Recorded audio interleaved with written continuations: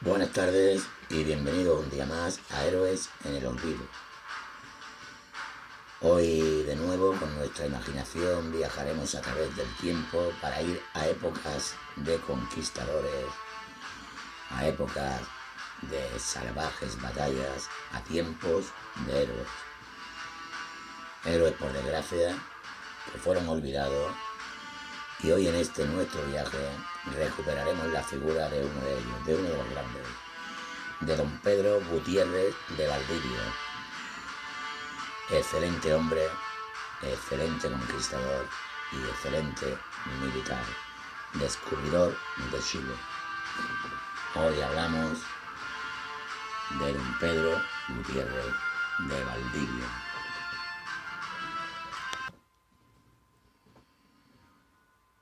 Don Pedro de Valdivia nace en Villanueva de la Serena, Badajoz, en el año de nuestro Señor de 1497.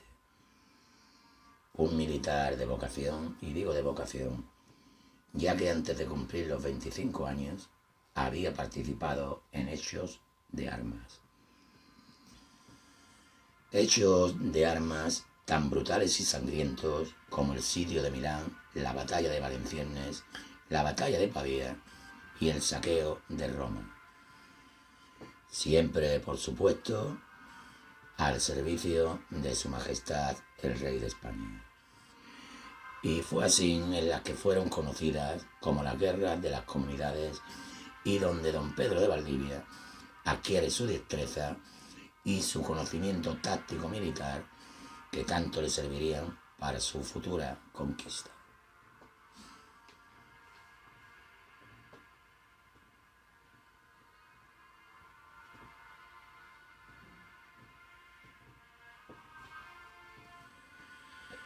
En el año de nuestro Señor de 1534 llega junto a sus hombres a Venezuela, y nada más llegar tendrían que entablar feroz batalla con los indígenas al ser emboscados. Don Pedro de Valdivia no se ha dejado sorprender, es buen conocedor del terreno de batalla y dispone a sus hombres, arcabuceros, ballesteros, sus falanges con sus largas lanzas y alabardas, su artillería y su potente caballería. Y en un ataque feroz y contundente, Valdivia y sus hombres derrotan al contingente indígena, y tras vencer en esta batalla se dirige con sus hombres al Perú. Valdivia, a su llegada al Perú, se une a las tropas de don Francisco Pizarro, y junto a él entablarían varias batallas contra los indios. De ahí de que don Francisco Pizarro se fijara en Valdivia, en su dominio del campo de batalla, y lo nombrara maestre de campo. Sería cuando estalla la guerra civil entre don Francisco Pizarro y don Diego de Almagro, su antiguo socio y descubridor de Nueva Extremadura. Don Pedro de Valdivia, a las órdenes de Pizarro, y junto al primo de este, Francisco de Orellana, entran en feroz combate contra las tropas de Almagro. Los hombres de Almagro no están dispuestos a ceder ni un palmo de terreno, y los hombres de Pizarro, Orellana y Valdivia atacan, ganando poco a poco terreno. Y en una maniobra brillante y temeraria, don Pedro de Valdivia y sus hombres hacen una maniobra envolvente, y el ejército de Almagro es derrotado, y el propio Diego de Almagro es capturado. Ante la brillante actuación y su destacada actuación en el campo de batalla, don Pedro de Valdivia sería recompensado con una mina de oro, mientras que don Diego de Almagro sería sometido y ejecutado con garrote vil por órdenes de don Francisco Pizarro.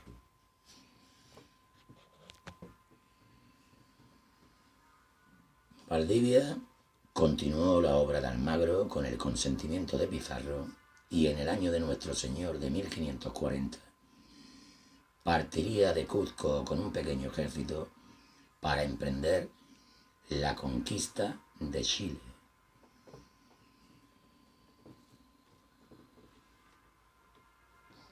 Tras atravesar con sus hombres el desierto de Atacama, de nuevo tendrían que entablar feroz batalla con los amerindios. De nuevo, Valdivia demuestra ser un gran estratega militar, dispone a sus tropas y tras más de una hora de combate, los amerindios serían derrotados. Valdivia junto a sus hombres continuarían su marcha y en el camino tendrían que enfrentarse en 7 u 8 ocasiones con tribus indígenas, derrotando y saliendo victoriosos de cuantos ataques indígenas le salieron al paso.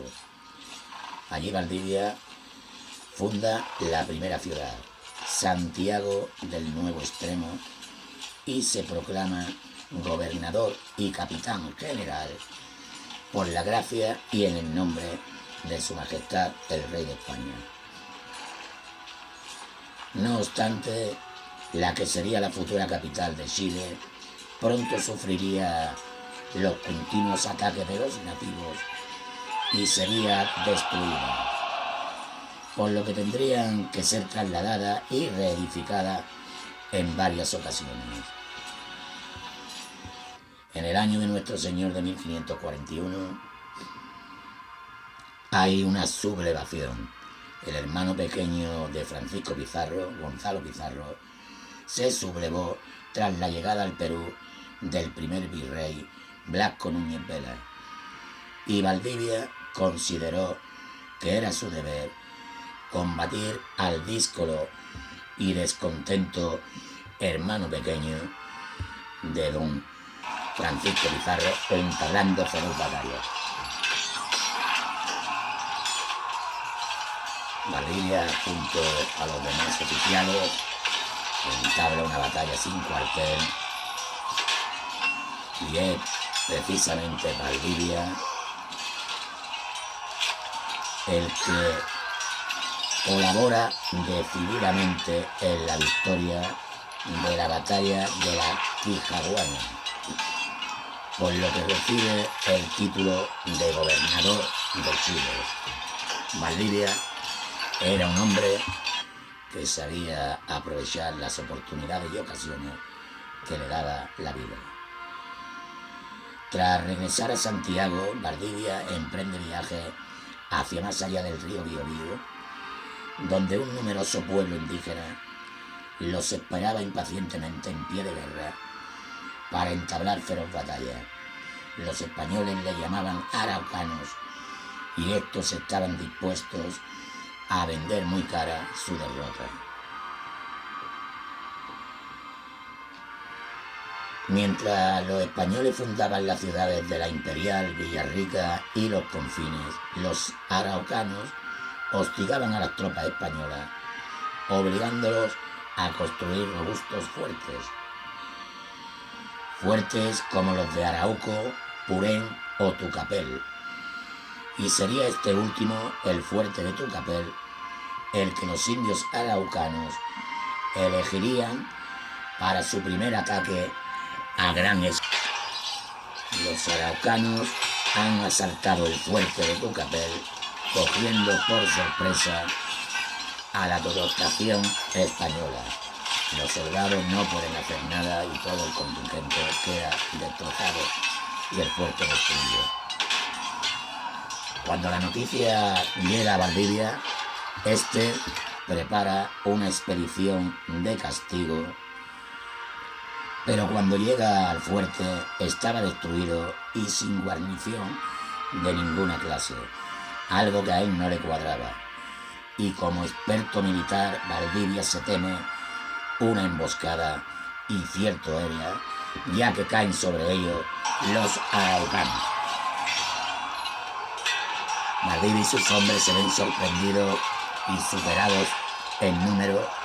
Valdivia trata con sus hombres de repeler los continuos ataques amerindios y Valdivia sabe que no podrá vencer y opta por la retirada.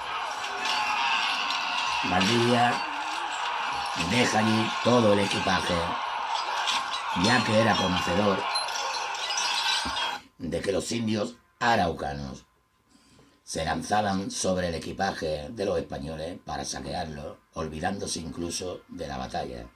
Pero esta vez no fue así. Todo lo contrario.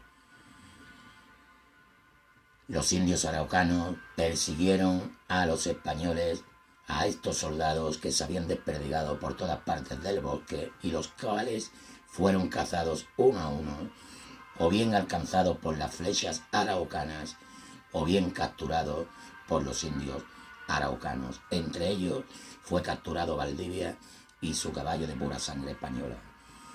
El nuevo toqui o caudillo de este numeroso pueblo guerrero era Lautaro, que 3 años antes había sido prisionero, esclavo y caballerizo de Valdivia, por lo que Lautaro conocía bien a los conquistadores y también cómo vencerlos. De ahí que cayeran sobre ellos en el fuerte de Tucapel, cogiendo por sorpresa a los soldados españoles y derrotándolos a los españoles, saliendo los araucanos victoriosos de aquella gran batalla. Valdivia tuvo que ver cómo muchos de sus hombres fueron quemados vivos, otros fueron despellejados vivos y otros desmembrados. También tuvo que ver cómo desmembraban a su caballo ante sus ojos. Y Valdivia fue presentado ante el toqui Lautaro y este lo condena a tortura.